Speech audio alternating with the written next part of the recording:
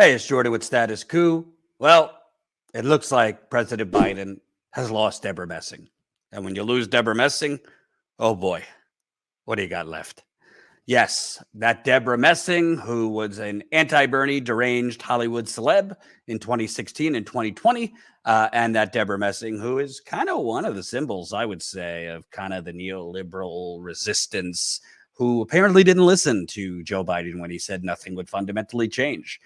Quite the stunning report from CNN, if I do say so myself. Headline: after string of Supreme Court setbacks, Democrats wonder whether Biden White House is capable of urgency moment demands. I thought Joe was the guy to get things done. Remember, that's what CNN and MSNBC fed us relentlessly during the 2020 primary. Debra Messing was fed up. The former Will and Grace star was among dozens of celebrity Democrats, supporters, and activists who joined a call with White House aides last Monday to discuss the Supreme Court overturning Roe v. Wade. The mood was fatalistic, according to three people on the call, which was also co-organized by the advocacy group Build Back Better Together. Messing said she'd gotten Joe Biden elected and wanted to know why she was being asked to do anything at all, yelling that there didn't even seem a point to voting. Others wondered why the call was happening. That afternoon, participants received a follow-up email with a list of basic talking points and suggestions of Biden speech clips to share on TikTok.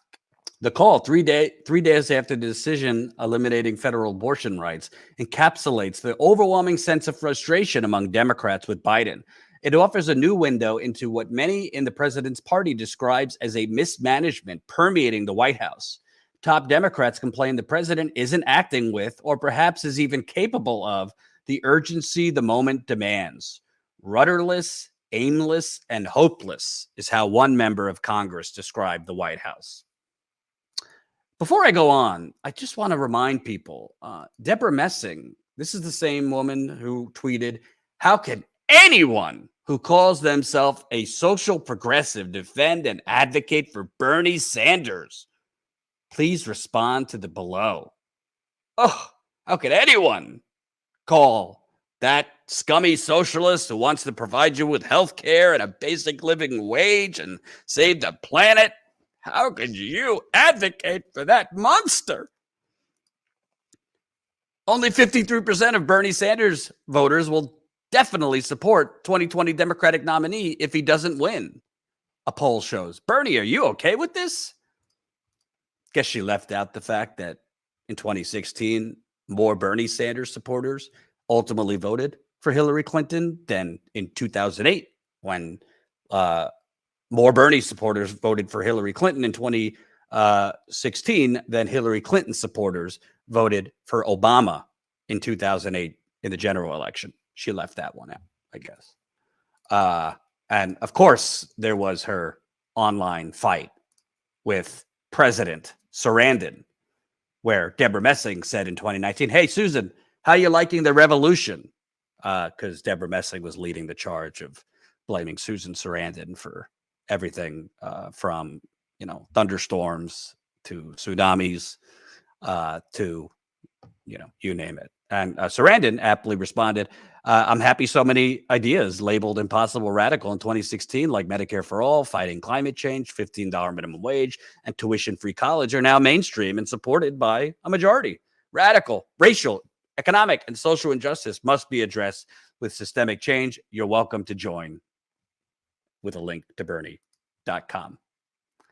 So before we read on, first of all, doesn't it kind of say everything that needs to be said about the Democratic Party, that days after the Supreme Court gutted Roe v. Wade, which, by the way, the Biden administration knew was coming for over a month because of the leak, that the Biden administration chooses to spend time on a call with Debra Messing and other Hollywood celebrities rather than, I don't know, hit the road, go talk to women who are going to be the victims of this, poor women, especially black and brown women, poor white women.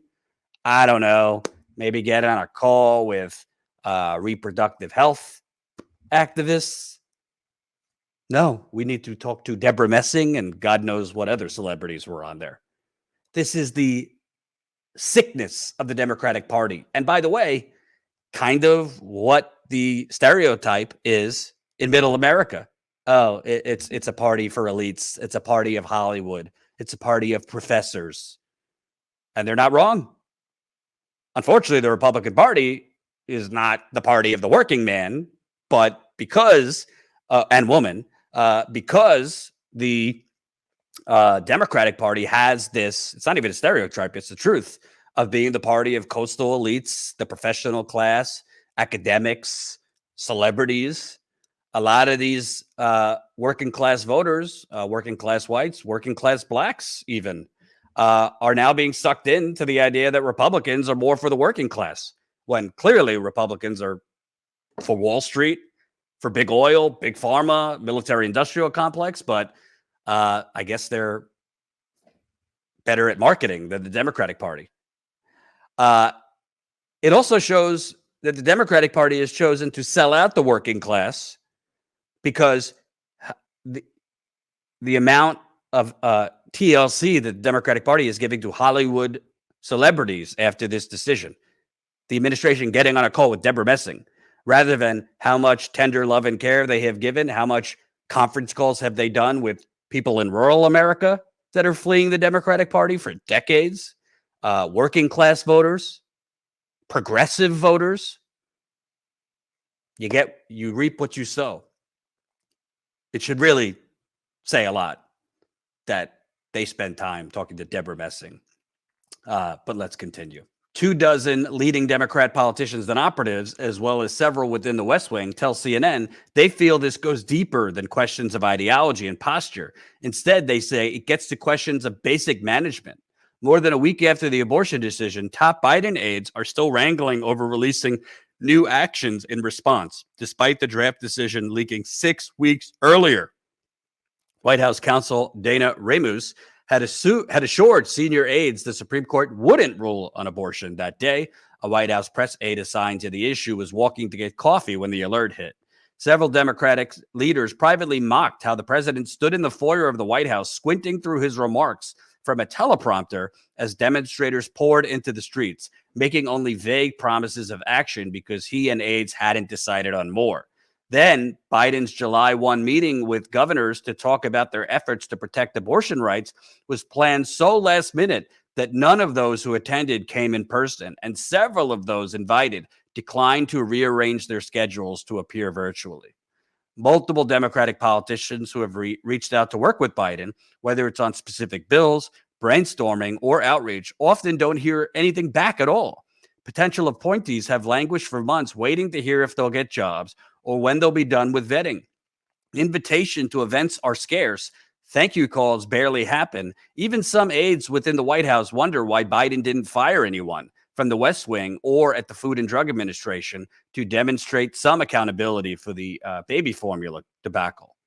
Inside the White House, aides are exhausted from feeling forever on red alert, battling a swarm of crises that keeps growing, enough for White House Press Secretary Karine Jean-Pierre to make an offhanded joke about the constant 11th hour decision-making in the building. You know, what's really incredible about this, because to be clear, this isn't a management issue. That's kind of what they're framing it. This is a basic competence issue. I've never been one to, I'm not a doctor. I'm not going to diagnose Joe Biden with anything. During the 2020 campaign, which I covered on the road, I told you what my eyes were seeing. He was clearly mentally off, slow, kind of like an old CD with scratch marks, skidding when you're listening to a song, which happens to older people. Not all old people. I mean, Bernie is about the same age and still going strong. Could give a good speech. Doesn't seem to be having, cognitive slowdown. But what I just read to you seems to be a president who can no longer handle the job, not even returning basic calls. Democrats in Congress not even getting marching orders from the White House. This kind of goes to, you could have the best aides around you. whether it's a chief of staff, whether it's other aides. But if the principal, meaning the president, is kind of tired or isn't capable or isn't mentally as sharp, everything's going to be slowed down. You're not going to have much of a battle plan. You're not even going to have a plan, even though you had a 6-week head start with the Roe v. Wade. Not to mention, he's corrupt.